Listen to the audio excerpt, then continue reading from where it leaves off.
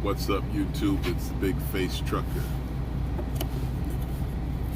Figure I'd just check in with y'all. This is up here in Marcy, New York. Woke up to some snow and ice. And hold on. Woke up to some snow and ice.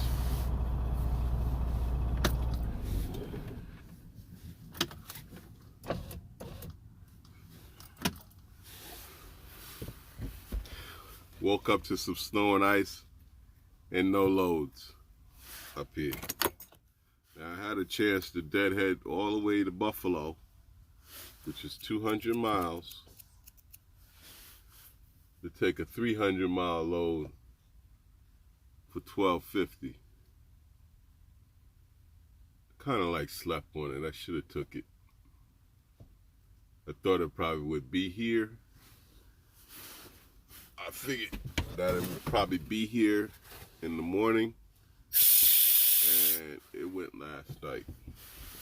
It was an Uber load. It'll put me right in Brooklyn. It'll put me down in Brooklyn. Then I could have went home and caught a load Monday. And now I have no load. So Deadhead might be my friend today. I don't know. It might be something that I might have to take and consider. But yeah, I was thinking about this when I first started trucking, and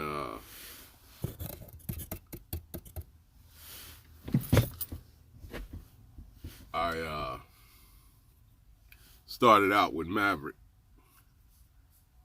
and Maverick wasn't paying me enough. Now, it's a couple of times that you gotta realize when you get out here and you start trucking, you gotta know when to fold them and keep moving, because you could find yourself still stuck in the same place trying to make it work, and it's not working out. So I was with Maverick probably for like 2 months, and it wasn't working out there. Not enough money. It wasn't enough money for me, for my living. Like a lot of work though, it's weather like this. You gotta get out there and fold those tarps, and the tarps get frozen, and it's kind of tough, and you got wind blowing the tarps around. And my hat's off to them guys that do that work. I still say it's a young man's game. Anytime you can throw your knee out, getting up and down off that deck. So it's very important to know how to bend and take it easy.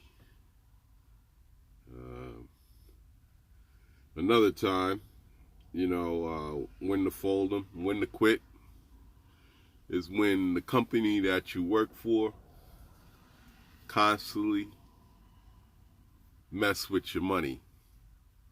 Your check ain't right, or they're not paying you. They got excuses. Bank didn't get the draft, all that other bullshit that comes with it. And it's in trucking. Trust me, it's in trucking.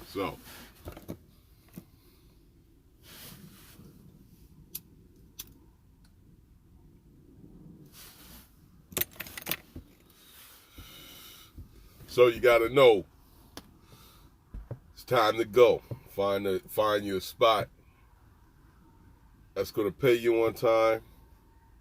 It's gonna pay you enough. All right. Another time, you gotta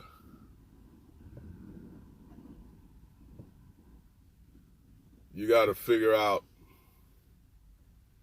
if the company doesn't get you home when you need to be home, and they keep throwing loads on you and saying, we're going to get you there, we're going to get you there, and you don't make it home,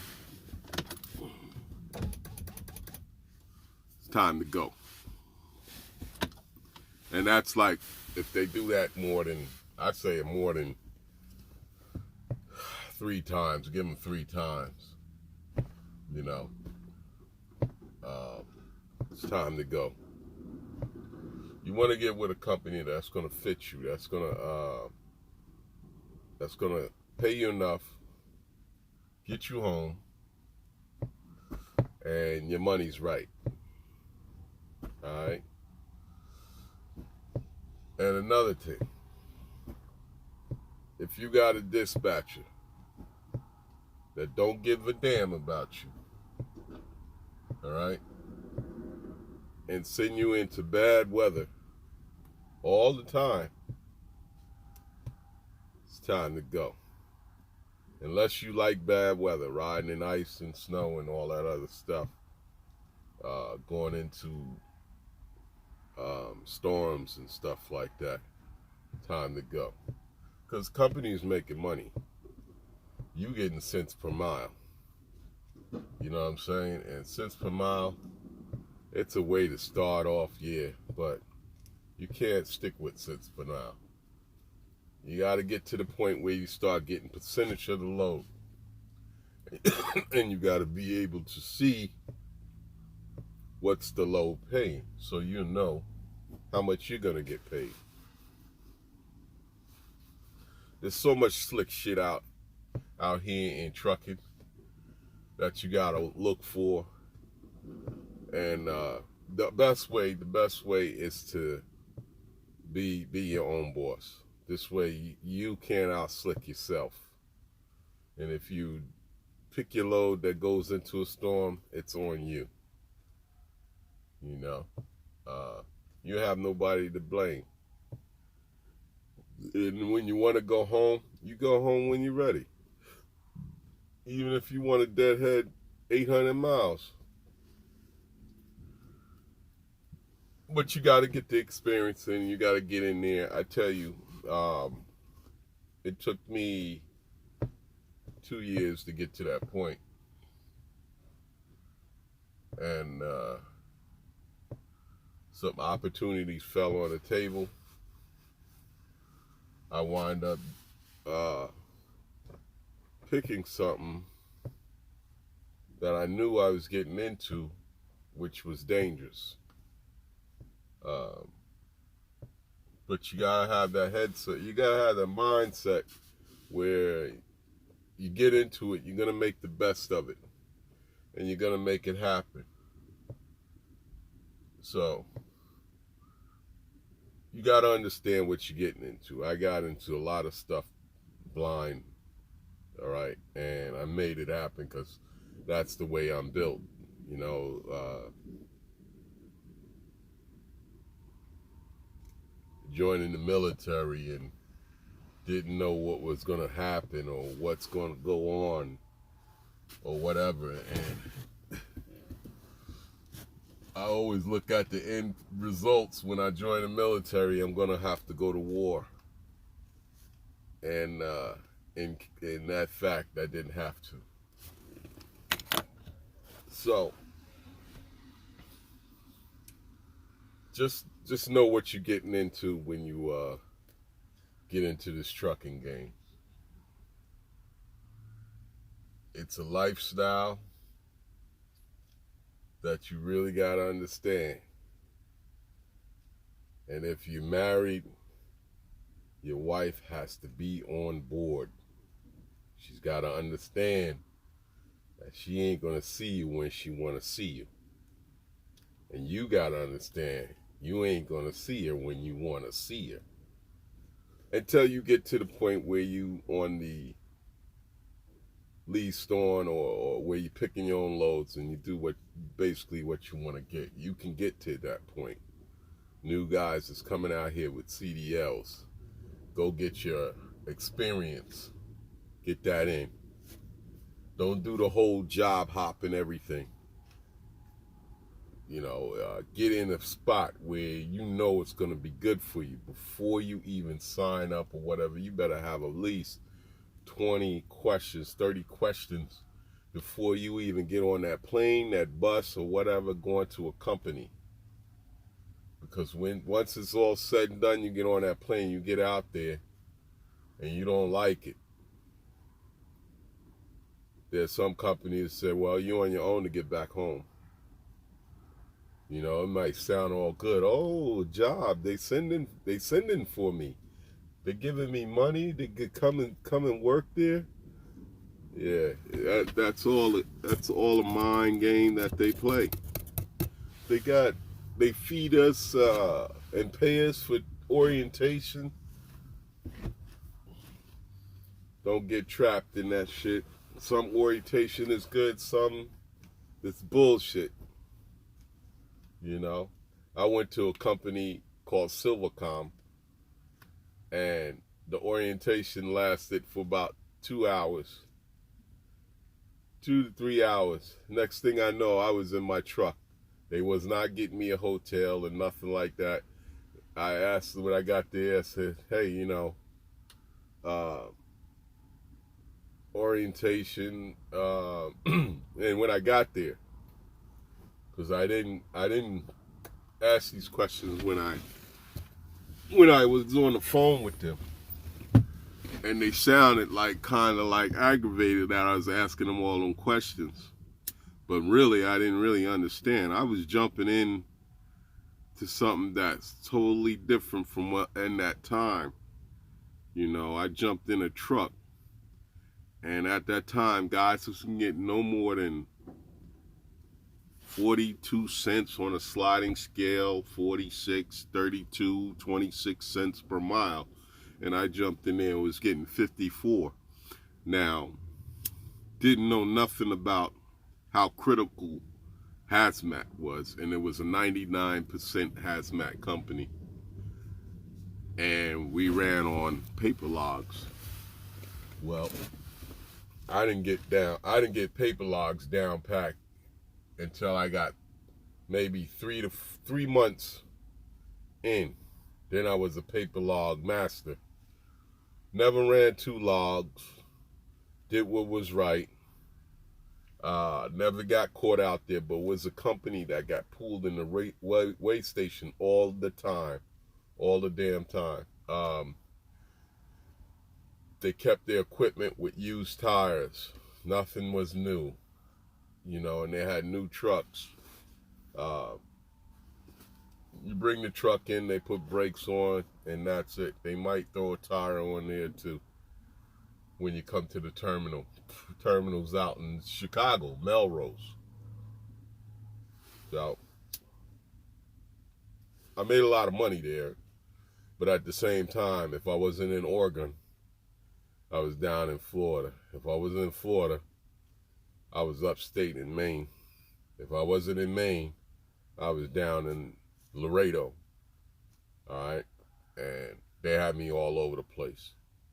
Denver, Colorado. That's when I seen California. Coming from Oregon and going down to Los Angeles, rode that coastline. And seen the salts and stuff like that. That was all exciting, I look back at that and I was like, where was my mind at? Because my mind wasn't on home or nothing. It was just like, let's go trucking. And I made money, man. I have to say that's probably where I made the most money. I was getting checks 18, 22. One time I did 28.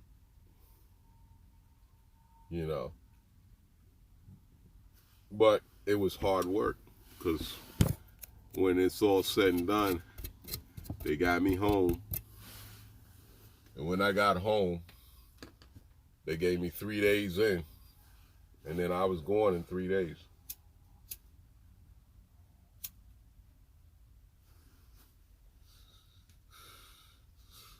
But I was anxious, so 3 days in, I was like, yeah, let's go. And 2 to 3 weeks out, But who wants to do that for the rest of your life?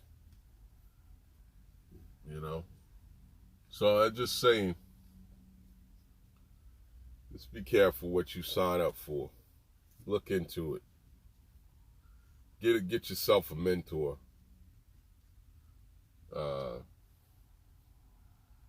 Watch some of these YouTube channels with good information. Good information that gives you good information.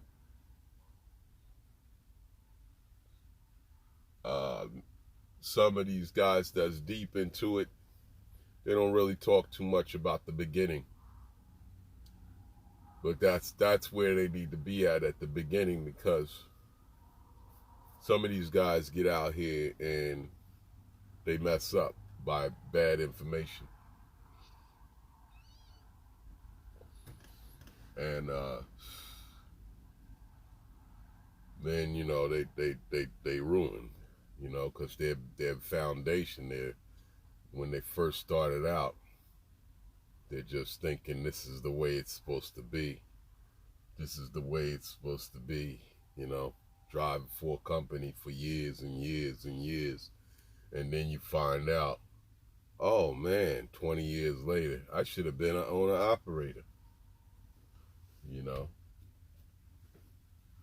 it's all where your mindset is, because if you get into this game, I tell you, always look forward to having your own truck, your own trailer, and doing your own thing. Because things could get bad, and when it's on the side, things could get bad where you're going to have to work more. This is a bad market right now for owner-operators. But at the same time, if you just get out here and work, you know, if you work the 6 days or the 7 days, you can go home for 2 days, 3 days, you know, a week out. And then, you know, you make some money. You make some decent money. But at the same time, you know, on this side, there's a lot of other things to worry about than driving. So it can get difficult. And I'm not the guru at paperwork and stuff like that, but as I'm going along, I'm learning, you know. And once you get it down pat, it's easy selling. So when the market comes up and you're making good money, you don't mind the paperwork. You don't mind the other headaches that come with this owner-operator thing. But at the same time, at the end of the day,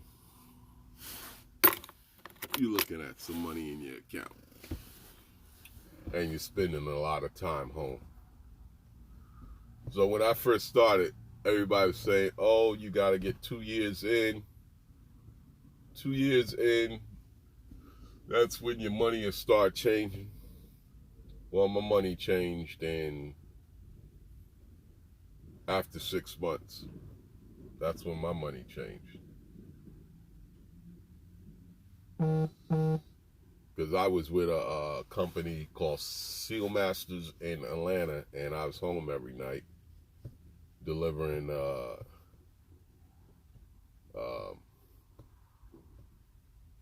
the color for the tennis courts and stuff like that, and tar and all type of stuff. The furthest I drove was Memphis, Tennessee, and go pick up stuff, and that's it, man. Everything was around Atlanta, Alabama, and where else I went with Seal Masters? Alabama. It was mostly Atlanta and Alabama. It wasn't good money, but it was to the point where I could still maintain doing auto repair and still do trucking. They even let me take the truck over. So, but that's what's up. 19 minutes of me just sitting here waiting to unload at a Walmart at 11 o'clock. And definitely I got to get there at least an hour ahead, because you know how Walmart do. Your time don't start until you get to the office. And you want to be on time. Especially with Uber, any broker. And brokers, they get out of Walmart detention. And you choose not to do business with them. Or you choose not to do a Walmart load. So that's what's up. I figured I'd drop that. For you new CDL holders, just look into this. This is the Big Face Trucker signing off. And y'all hold it down.